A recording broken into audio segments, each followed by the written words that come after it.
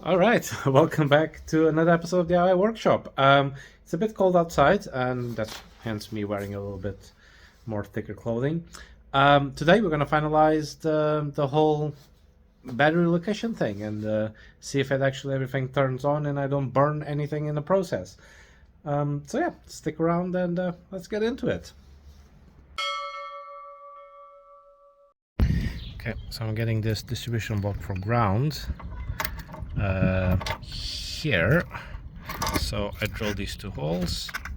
I want to insert some riv nuts like this so they can thread in. But first, I'm going to have to apply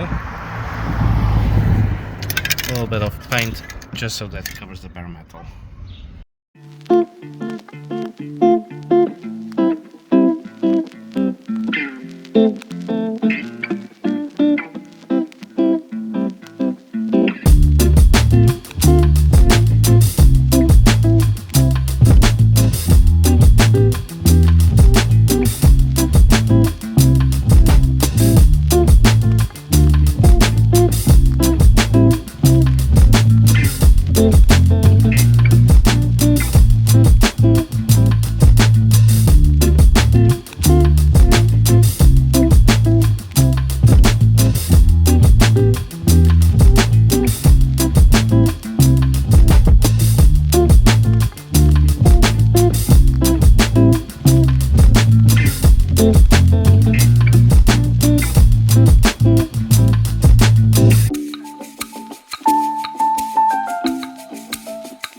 Done.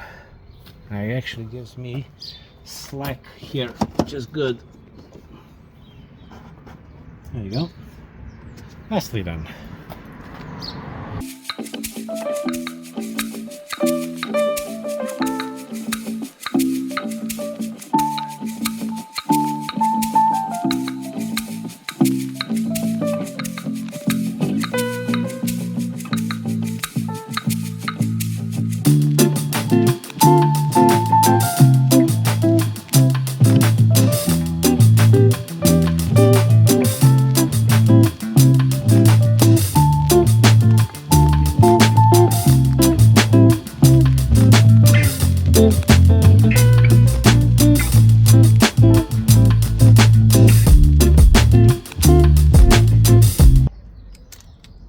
See, now the other cable just attaches here and you're good to go.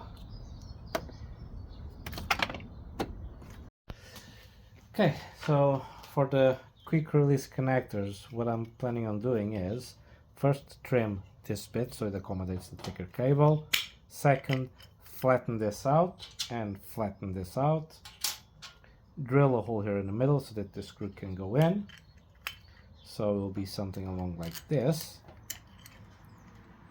This goes in the middle. And then cut the screw to length. And then that should allow me to have the cut connector done. So, yeah.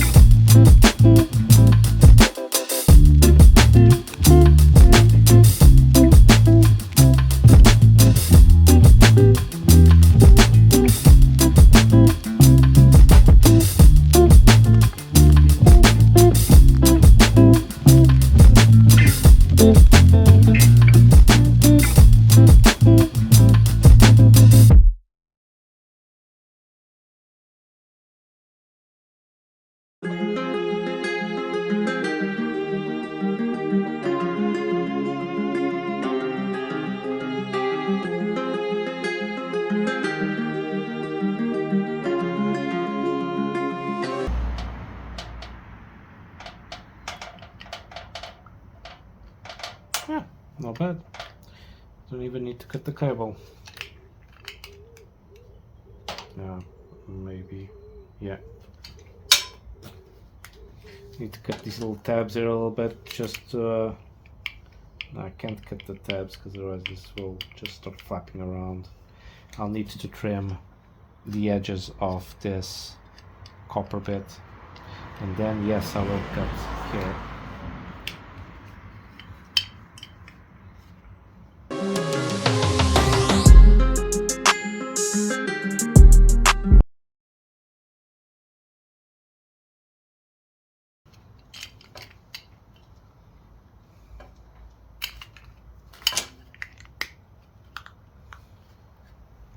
Not bad.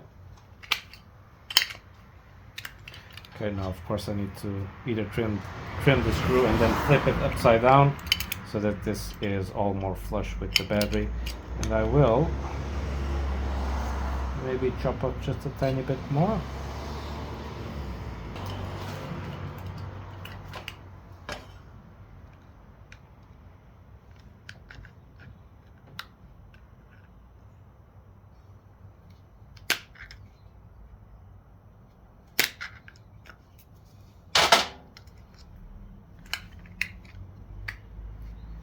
There you go, much better. Yeah.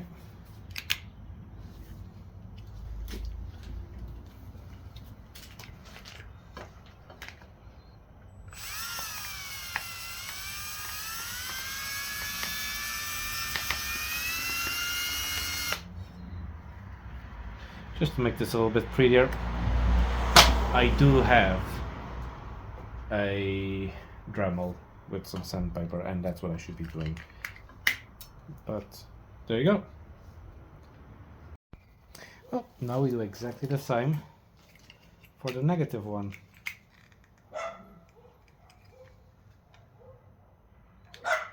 Stiffer.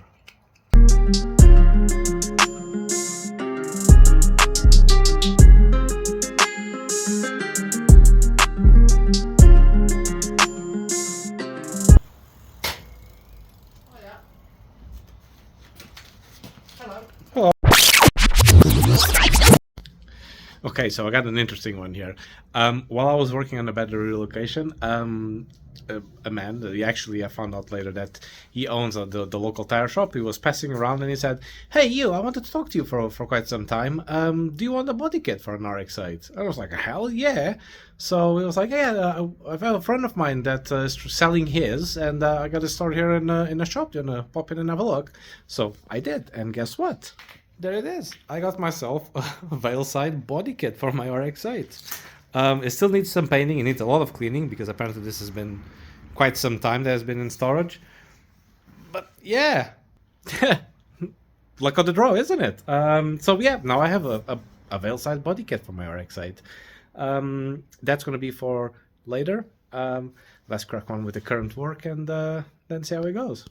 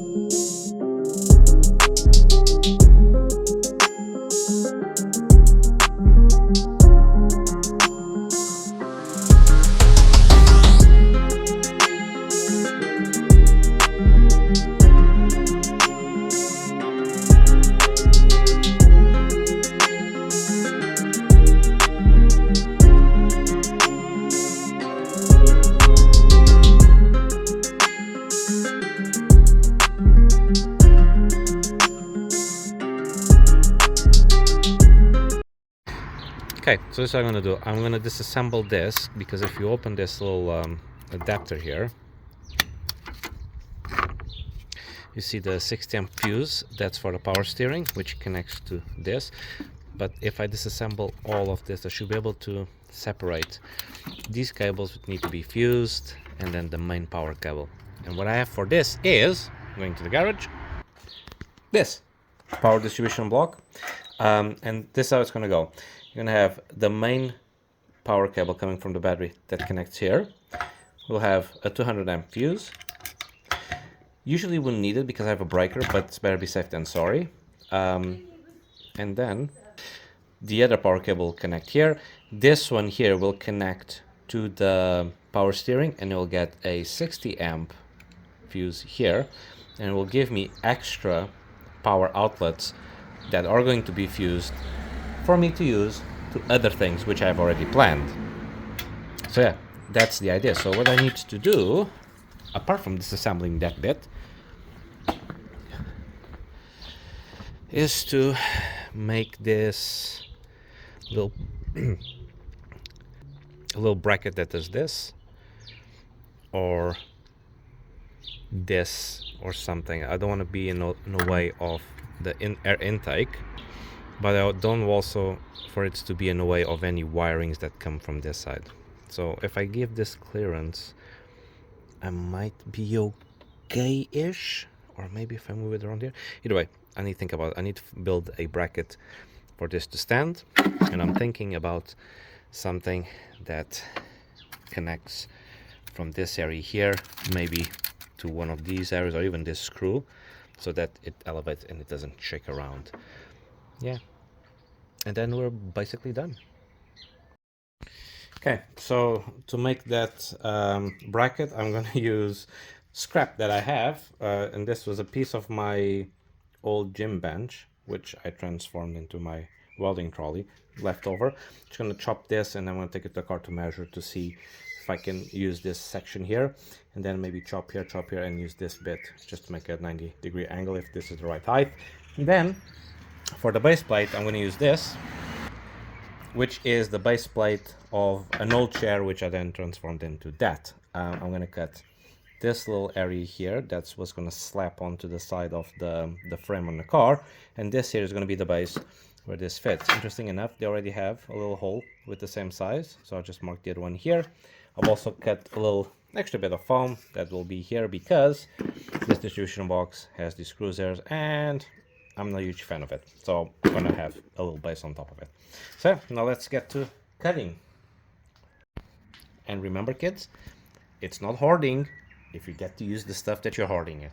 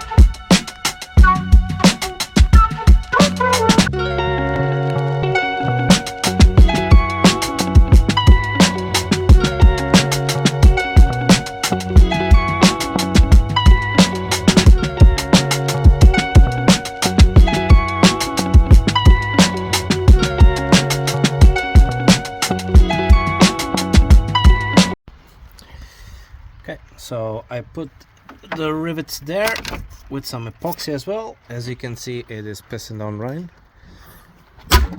so not a good idea to carry on working electrics on a car, and I need to wait for this to dry.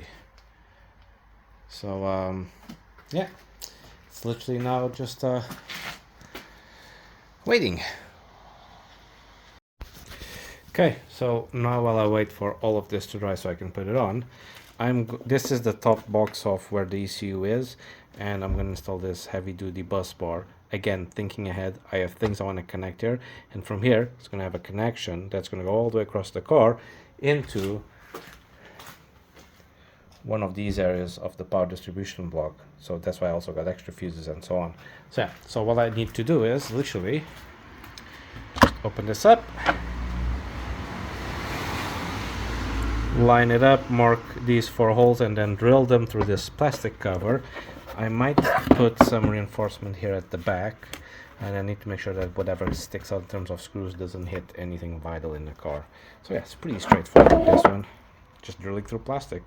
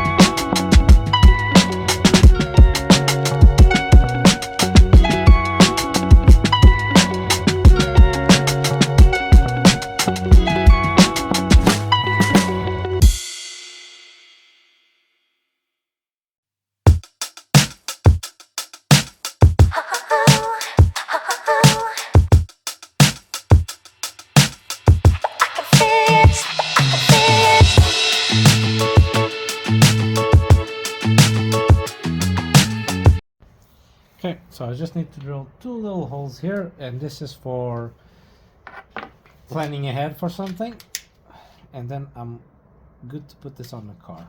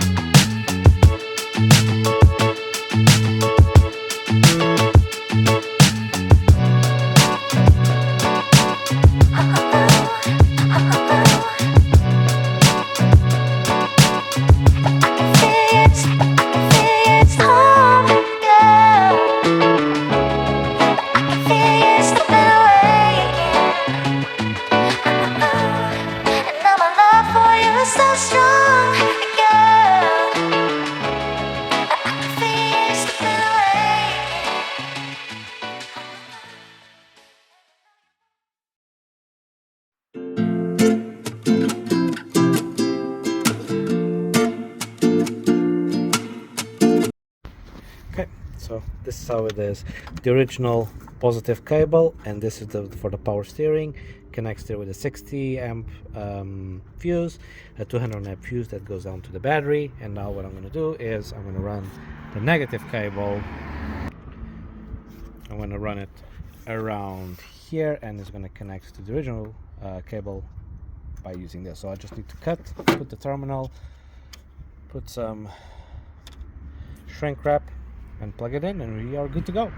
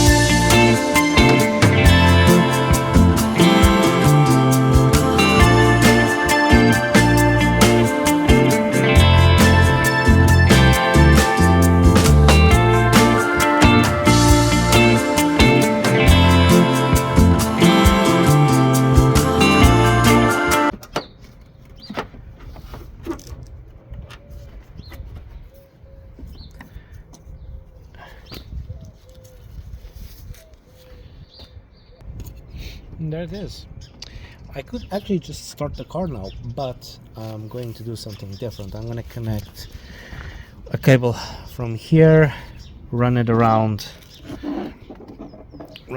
here all the way up until here. So it's going to go from here all the way there, and it's going to connect to this post here.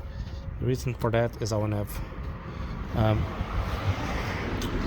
have power on that side, so I can connect things over there. So it shouldn't be long. Then we're gonna give it a try.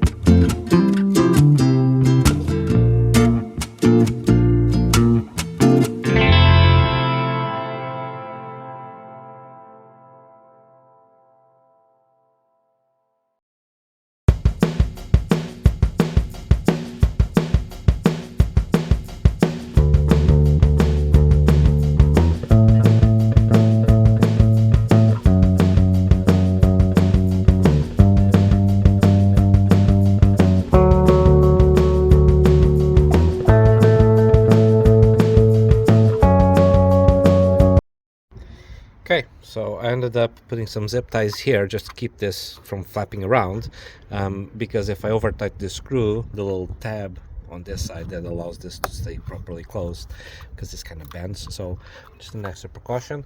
What I'm going to do now is put some like wiring loom protection around this cable and attach it to this bar here, so that this stays in place and it doesn't get chafed. And then after that, I'm going to do one final check on the grounds, just make sure they're all connected properly, and then I'm going to connect the battery at the back and turn the key on. I won't be able to start the car on because of the air intake. It won't start. But it'll give me a good idea if everything is done properly. After that, we will then see. Here it is. I got this like protection loom, zip tie there to the bar. It's a temporary fix because I have stuff I want to do here. That's why it's not like fully attached. Now, for the negative cable or the ground cable that runs through here, because I don't want this to, because this is quite flappy, and I don't want to, like, when I brake or hit a pothole, that this all comes out and starts dangling around. The kit actually comes with this little thingies here. These are basically zip tie holders. Let me just demonstrate how this works. So they come with this sticker here, or you have the ability to actually drive in a screw, and then you got your little zip tie that goes through these tabs here on the side, and then you just wrap it around the cable and it keeps it in place, like I've done already with this side here. It's going to be hard to see because of the sun, but yeah, so this will not go anywhere. So that's what I'm going to be doing. I'm going to put like maybe 3 more, and I still need to deal with the grommet over there, but that doesn't stop me to turn the car on and test it. Okay, all done. So now let's put the ignition on, but first let me close this lid.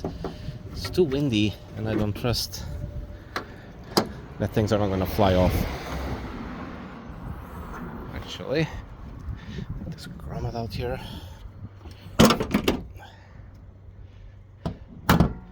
you go. Let's go at the back. So I've plugged everything. I'm just gonna reset this.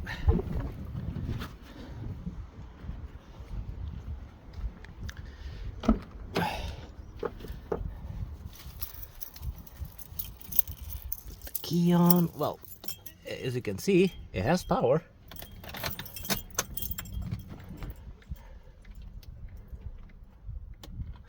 Nice. Let's see if the radio works.